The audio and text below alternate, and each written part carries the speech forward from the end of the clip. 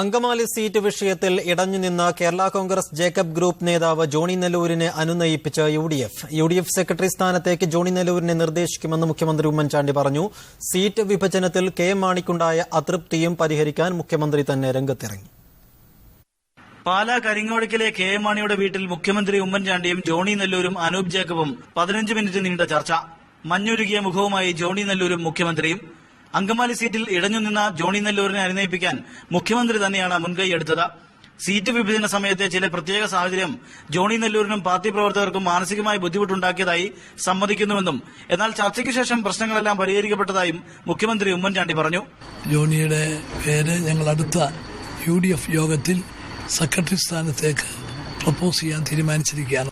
രാഷ്ട്രീയ ഗുരുനാഥന്റെ വീട്ടിൽ വെച്ച് അദ്ദേഹവും തന്നെ വിളിച്ച് ചർച്ചയ്ക്ക് വരണമെന്ന് ആവശ്യപ്പെട്ടപ്പോൾ മറ്റൊന്നും ചിന്തിക്കേണ്ടതില്ലെന്നതിന്റെ അടിസ്ഥാനത്തിലാണ് എത്തിയതെന്ന് ജോണി നെല്ലൂർ പറഞ്ഞു. UDFിലും പാർട്ടിയിലും തുടരുമെന്നും ഔഷധി ചെയർമാൻ സ്ഥാനം വീണ്ടും ഏറ്റെടുക്കുമെന്നും ജോണി നെല്ലൂർ വ്യക്തമാക്കി.